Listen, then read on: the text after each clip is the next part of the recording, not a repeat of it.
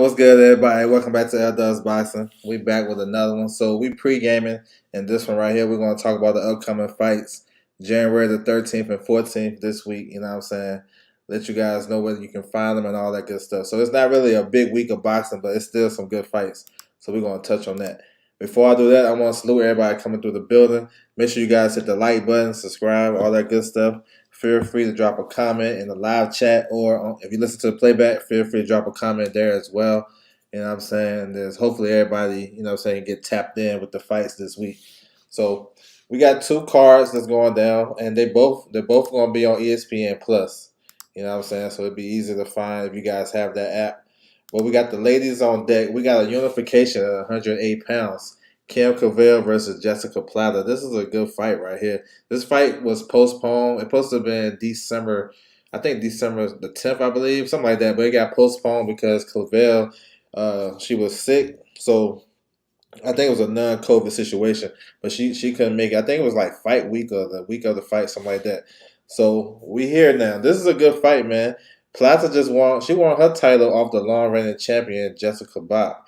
You know what I'm saying? And she can fight. She feisty. You know what I'm saying? She got a good motor, and she definitely coming to fight. She's not a big knockout puncher. Neither lady is a big knockout puncher. I think Clavell. The difference in the fight is going to be the speed. I think Clavell is the faster, more technical boxer, and I think that's going to lead her to the victory. It should be fun though, because both ladies like to scrap. I just think Cavell got a little bit more to her game, but we'll see though. This is a big time fight because it can lead to undisputed in 108. The WBO title is vacant by Yo Castle. She won the title, the unified titles, IBF and WBO, but she had to vacate the WBO at 108 to move back down to 105, and she's seeking to fight a unification with Sinisa Estrada later this year.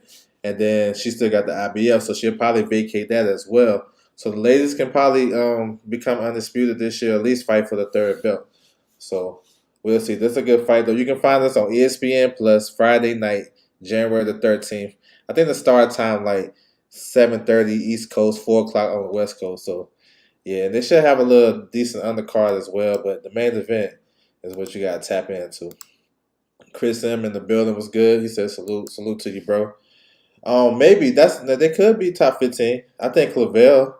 Yeah, the winner. Because I think Clavell may be top 15 right now, top 12, something like that. She can fight. So yeah, can they consolidate mandatory spots? I'm not sure they're gonna do that. You know what I'm saying? Because Morrell is a champion already. So yes, he is the mandatory, but they're trying to consolidate the WBA belts, and then you add in the IBF consolidate. I don't think that really gonna work, bro. So I would say no. All right, we're gonna move on. So stand on the top ranked side, ESPN Plus. We got this card right here. You got a double hitter in the heavyweight division, headlined by F.A. Ajaba versus Stephen Shaw, and then you have Guido Vanello versus Jonathan Wright. So two good heavyweight fights, man. And they was late replacements. We're gonna touch on it. I'm gonna go down the undercard. There's a lot of good prospects. Starting with Rohan Polanco. He's from the Dominican Republic. You know what I'm saying? So he making his top ranked debut. Good fighter, man. Talented. You know what I'm saying? Already got a nice little record so far, but he definitely gonna get seen by a lot of fans on this platform, and he can fight. I like him, so y'all stay tuned for him. And then this one right here, bro. This is like long awaited. You know what I'm saying? We've been waiting to see Brian Norman Jr. for a long time. He's making his top ranked debut. I think he's 23-0, 22 knockouts, something like that. We already know the sparring stories and stuff like that. It's just my only thing. It ain't no criticism. I just want to see him put that in the ring. You know what I'm saying? Because if we half of what we hearing, he should be world champion by the end of this year. At least knocking on the door. So it's good though. He ain't fight all last year. That's crazy. And he already got 23 fights. So it's a good move sign with top rank. They're gonna keep him busy. He's facing a southpaw in an 8-rounder. So I don't know if they're gearing him up for something. I don't know. You don't know. I don't normally see that. Maybe that's nothing where a newly signed prospect will fight a southpaw, but maybe it's nothing, and maybe he can deal with him. So I can't wait to see this fight. I'm more hyped about this fight than actually the rest of the fights. I'm gonna be honest. I want to see what Brian Norman Jr. brings to the table. So that's good stuff that he's on the card. How long Alvarez got before? I'm not even sure, bro. I'm not even sure. It's Canelo Alvarez, so he really can dictate what he do, his moves. None of these sanction bodies can dictate to him. I would have to guess 2024. Some of those mandatories are gonna start kicking in. This year, I would say no. I mean, I think he about to face a mandatory, the WBO mandatory, John Ryder. So that would knock out one, and then he trying to go after Dimitri Bivol. So I guess in next year, you know what I'm saying? He's skilled enough to deal with a southpaw. We're gonna find out. Like I said, it's not a lot of tape on Brian Norman Jr. We just see a lot of sparring stories, and we're gonna see. We gotta tap in. You know what I'm saying? That's Saturday, ESPN Plus. Start time is 5 o'clock on the East Coast, 2 o'clock on the West Coast. So that's when we're gonna find out. I'm excited though. I want to see him. We got Dante Benjamin on the card. He's a light heavyweight prospect. He's facing an undefeated guy, so they're gonna start testing him. I like him though. I think only thing he probably can work on to me, and this is a small criticism. He's young in his career. I think he'd be rushing his work. I think if he settled down, I think he'd get more spectacular knockouts and highlight reel type of stuff. But I like him though. He's still young and growing, so he's on the card. You got Heaven Brady. I like him. You know what I'm saying? He missed weight a couple fights ago, but I like him though. I think he a good boxer. He's sturdy. You know what I'm saying? He kind of reminds me of a young Tim Bradley. So I like him. He's staying active. He fought 4 times last year. So, and he gonna continue the activity. We got another good prospect, Floyd Diaz. I like him too. I like his body work. He flashy. He can box. He been looking good lately, though. You know what I'm saying? He got the charisma, so he can once he get up there and get up there with a high echelon. He gonna be flashy. He can be able to sell a fight. So we'll see. I think he can campaign from 118 to maybe 122. I'm not sure. He's a small guy. I don't know. They're fighting at junior featherweight, so that's 122. So I like Floyd. I like Floyd Diaz. So he can fight. He got fast hands. And he's not a big puncher, but he's a good body puncher. You know what I'm saying? But we'll see. We got Shushu on the card. So Shushu was supposed to fight December the 10th on that big card. You know what I'm saying? Headlined by Teofimo and Keyshawn and Xander Zayas and Big Baby Anderson. His opponent failed the medical, so they got him right back on the next card. I love Shushu, you know what I'm saying, he's not a contender yet, but he can be knocking on that door real soon. Very poised for a young fighter. I think he's like 25, but he's very poised. Seems like he's been around the game for a long time and one of the better prospects we have in the sport of boxing. So it's good to see Shushu back. They put him right back in the ring, so that's what it is. Shushu nice with it. Maybe Floyd Diaz is going to be a prospect of the year. He has looked good. Yeah, he looked good. No, for real, he been looking good, surprising me. A couple of body shot knockouts, knockdowns. Yeah, he good. So we're gonna see. I like Shushu as well. You know what I'm saying? Now we're going to like the main card. Yo, this is a good fight right here. Pretty much 50-50. Crossroads fight. Loser leave town fight. You know what I'm saying? You got Abraham Nova versus Adam Lopez. This is 130 pounds. Both guys is moving up to 130. Nova is coming off a destructive highlight reel knockout loss to Robisa Ramirez at 126. So he decided to move back up to 130. Lopez is moving up to 130. He been up there because he fought, I think, Oscar Valdez. No, he fought Valdez at 26. But he coming off a fight where he should have lost. He lost. He fought William Encarnacion. He got dropped twice in the 8-rounder. And I feel like he probably only won 3 rounds, bro. Like, I'm just keeping the buck. But, we hear right here. So these guys know what they got at stake. They got to win this fight. You know what I'm saying? If they can win, they can maybe set themselves up with a world title fight, maybe. You know what I'm saying? With Navarrete and the winner between Navarrete and Valdez. You know how Top Rank rocking. They like to keep stuff in-house. So this is a very important fight, man. The breakdown, both guys is good boxers. I would say Nova is a bigger puncher. But they're real skilled. Maybe Lopez a little bit more crafty with his work. You know what I'm saying? Both guys is kind of rangy. I think they match up pretty well. You know what I'm saying? It's going to come down to game plans and how much – I won't say how much that knockout loss took on Nova. That was a crazy knockout loss. So where he at in his psyche, is his punch resistance still there? Blue Nose been down before too, but Blue Nose is a good fighter. He been in the ring with a bunch of guys, so he may have fought the better competition total. But I just feel like this is a 50-50 fight. I think it can go either way. If I had to pick, I'd probably pick Blue Nose Lopez, but I think Nova can win the fight too. So it's one of those fights that you gotta tap into. You know what I'm saying? They got some big stakes on the line because the winner can get a world title shot. You know what I'm saying? And the loser mess around and get cut. So it's that crazy. I can't call it. Nova got the tools. Lopez is underrated though. Yeah, it's a good. Yeah, it's kind of hard to pick. Yeah, it's kind of hard to pick. Is it wise to bring Nova back versus live opponent? I mean, it's sink or swim. I mean, this one may make sense because you got Lopez moving up to 130, and Nova probably be the natural bigger guy, and he's fighting at home, so maybe he'll get a lot of love and stuff like that. But we'll see. We'll see. It's sink or swim though. It's sink or swim for both of them. All right, to this heavyweight fight, we got Vanello versus Johnny Rice. I like this fight. Good replacement fight. You know what I'm saying? Vanello supposed to face Stephen Shaw. Stephen Shaw moved up to the main event. Johnny Rice comes in. Johnny Rice been looking good as of late. PDH Big Dog in the building. What's good with you, bro? Salute. Y'all be in the building. What's good with you, bro? Nice comeback fight for Supernova. Yeah, we're gonna see. Yeah, it's a good fight. Real good fight. I like it. I like it. But I like this fight as well. Johnny Rice, I just think he a good boxer though. He crafty. He ain't really knocking nobody out, but he a good boxer. You know, my thing is he what type of shape he gonna come in? I didn't like that 284 in the second fight against Michael Coffey, and Michael Coffey came in worse shape, so it is what it is. But that first Johnny Rice, the Johnny Rice that fought Coffey in the first fight, he'll probably beat Guido. This gonna be a boxing match. It's gonna be a boxing match. Both guys like to fight on their toes and be crafty. Rice normally have like a low guard, like to invite you in, and Vito like to be on. Villanello likes to be on his toes, and he got a good right hand, good jab. You know what I'm saying? So it could be a fight where it'd be like a fencing match. Both guys is boxing using their jab.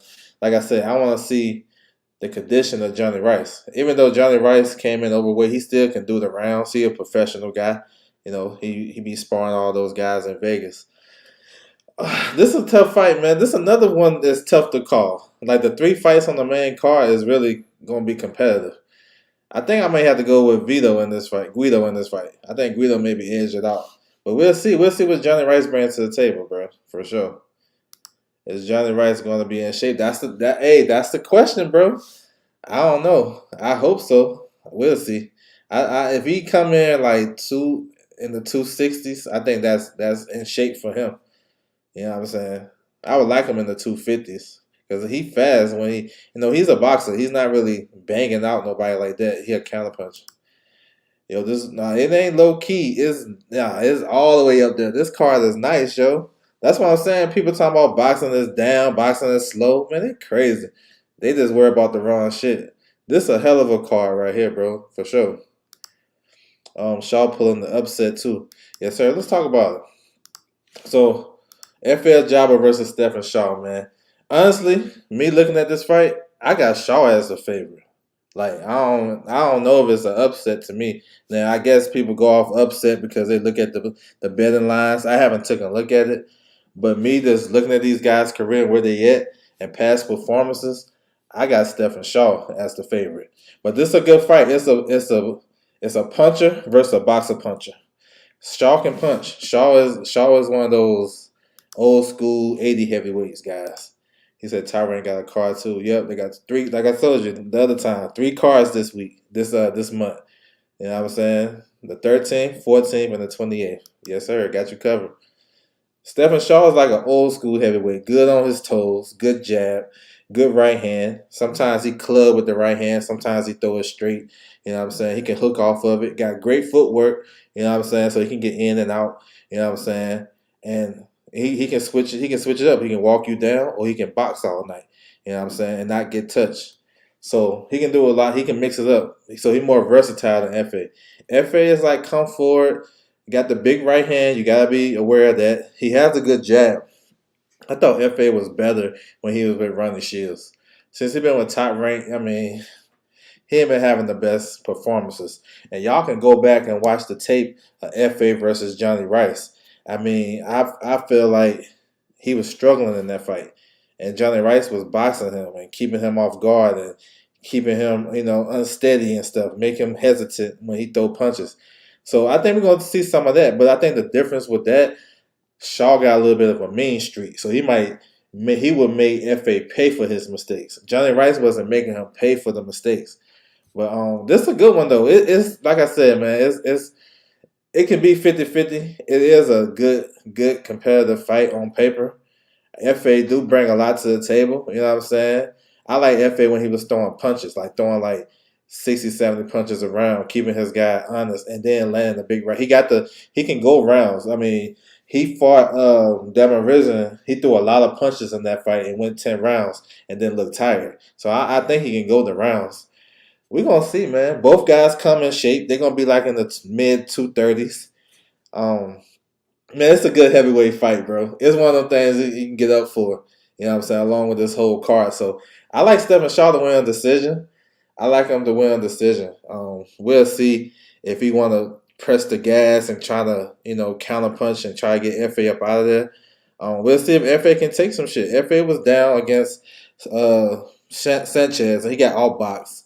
But it wasn't like a total domination type of fight. When I go back and watch it, I feel like it was a competitive fight. And then Sanchez started to box a little bit better, use the ring. And then he dropped him. That kind of like sealed the deal. So I'm going to roll with Stephen Shaw, though. I like him. I like him by decision. You know what I'm saying? FA ain't look good since he did. That's what I'm saying. I said the same thing, bro. Michael James, 616 in the building. What's good with you, bro? Salute.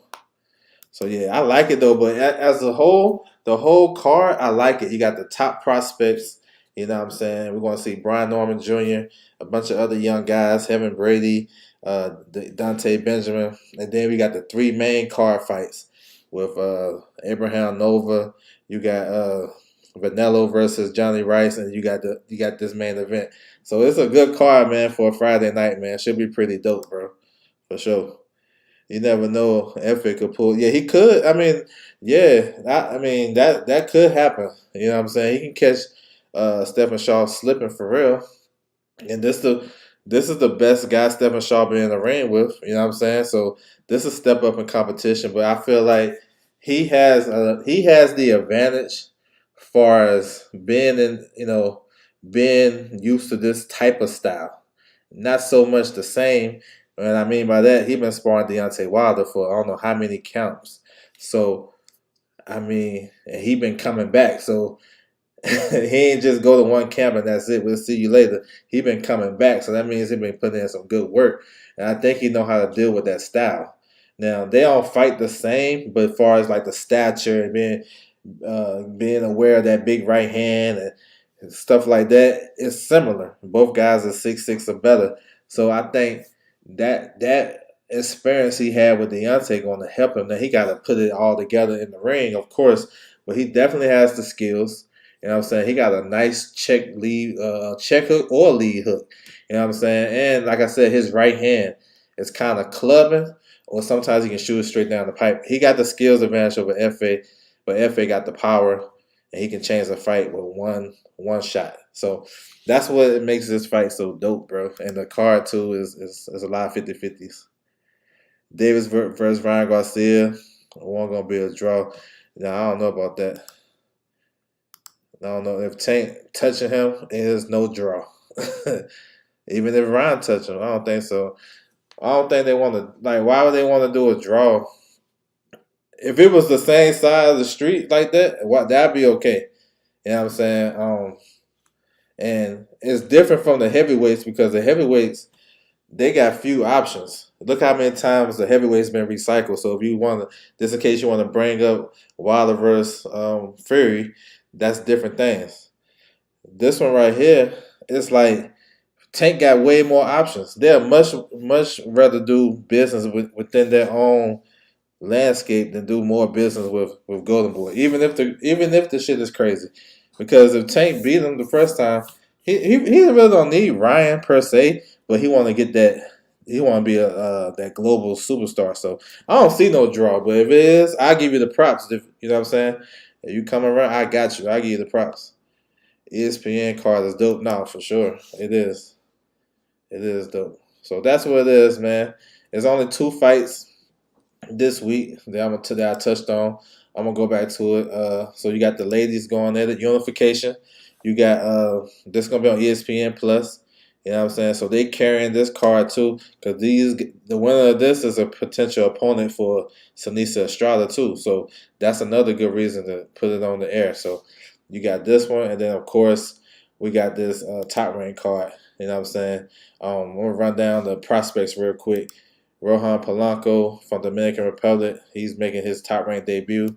Brian Owens Jr. making his top ranked debut. You know what I'm saying? I want to see him fight.